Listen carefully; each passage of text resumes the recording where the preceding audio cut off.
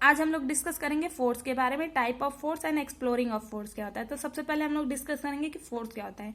तो साइंस की लैंग्वेज में मेनली फोर्स को हम लोग ऐसे डिफाइन करेंगे कि a push or pull on an object is called a force.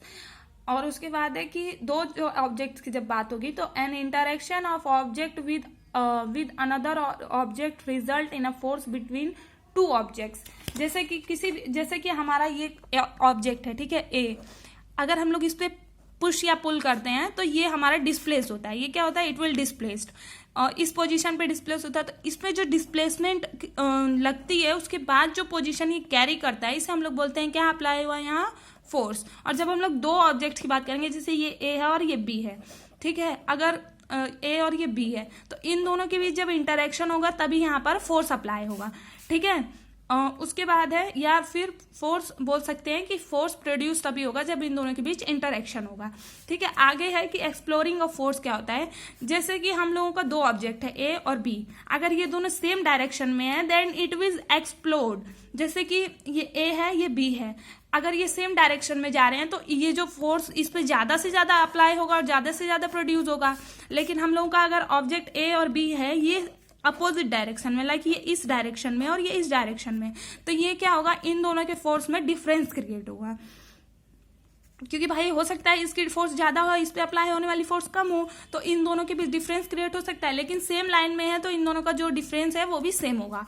आगे हम लोग पढ़ेंगे कि फोर्स जो है वो शेप को कैसे चेंज करता है। जैसे कोई भी चीज है ए और बी, ठीक है, ये ए है और ये बी है, तो सपोज दैट कि अगर हम लोग बात करते हैं इसकी शेप कैसे चेंज होगी। हम जब भी किसी चीज पे हम लोग फोर्स लगाते हैं तो फोर्स लगाने से पहले या पुश या पुल करने से पहले जो भी हमारा इसका पोजीशन है वो क्या रहेगा? जीरो रहेगा, एट रेस्ट रहेगा। उसके बाद हो सकता है कि फोर्स अप्लाई करने के बाद इसकी पोजीशन में चेंज हो, या फिर इसकी शेप भी चेंज हो सकती है। तो ये किसके जरिए इसकी, अगर इसकी शेप और पोजीशन चेंज होगी देन इसकी स्पीड हो सकता है कि चेंज हो। इसको हम लोग क्या कहेंगे? कॉज्ड ऑफ, किसके जरिए हमारी शेप चेंज होगी? फोर्स के जरिए। आगे है कि फोर्सेस मेनली होती क्या है। फोर्स जैसे कि मैंने सबको बताया कि पुश और पुल के बाद जो पोजीशन क्रिएट होती है हम लोग फोर्स कहते हैं, ठीक है। उसके बाद है कॉन्टेक्ट फोर्सेस के दो टाइप होते हैं, कॉन्टेक्ट फोर्स और नॉन कॉन्टेक्ट फोर्स। उसमें भी कॉन्टेक्ट फोर्स में दो टाइप्स आते हैं, मस्कुलर फोर्स फ्रिक्शन, और नॉन कॉन्टेक्ट में इलेक्ट्रोस्टैटिक और ग्रेविटेशनल फोर्स।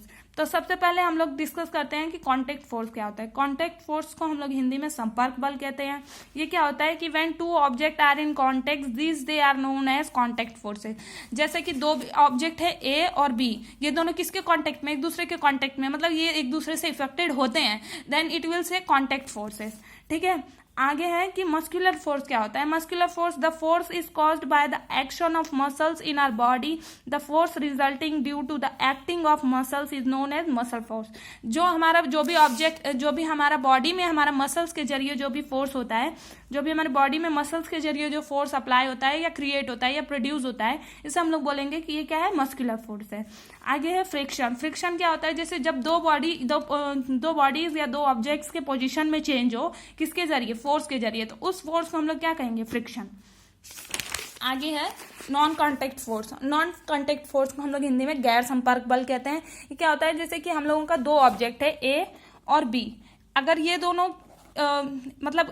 इन दोनों में इंटरेक्शन जो भी हो रहा है उससे ये दोनों इफेक्टेड नहीं होते हैं, एक दूसरे से इफेक्टेड नहीं होते हैं, then it will say non contact forces, ठीक है। ये ऑब्जेक्ट क्या है? नॉन कॉन्टेक्ट है। आगे है इलेक्ट्रोस्टैटिक फोर्स क्या होता है। इलेक्ट्रोस्टैटिक फोर्स को हम लोग हिंदी में बल कहते हैं, विद्युत बल। तो इसमें क्या होता है कि दो चार्जेस होते हैं, जैसे ये चार्जेस पे अप्लाई होता है, जैसे ये Q1 चार्जेस है, ये प्लस है, ये Q माइनस है, देन इनके बीच जो इंटरेक्शन होगा या जो भी फोर्स अप्लाई होगा इसे हम लोग बोलेंगे कि ये कौन सा फोर्स है? इलेक्ट्रोस्टैटिक फोर्स है। आगे ग्रेविटेशनल फोर्स की बात करते हैं। जैसे कि ग्रेविटेशनल फोर्स मेनली क्या होता है? यूनिवर्स में हमारी जो भी चीज अट्रैक्ट होती है किसी भी चीज के जरिए, तो वो किसके जरिए होती है? ग्रेविटेशनल फोर्स के जरिए। जब हम किसी भी चीज को एबव पोजीशन में फ्लो करते हैं, फेंकते हैं, फ्लाई करते हैं, तो फॉल डाउन करते हैं, तो वो वापस आती है, यहाँ से आपस में एक दूसरे को अट्रैक्ट करती है। अर्थ जो है वो अपने किसी भी वस्तु को अपनी तरफ अट्रैक्ट करती है। इस फोर्स को हम लोग कहते हैं ग्रेविटेशनल फोर्स। तो ये हो गया हमारे फोर्स के बारे में पूरा डिस्कशन।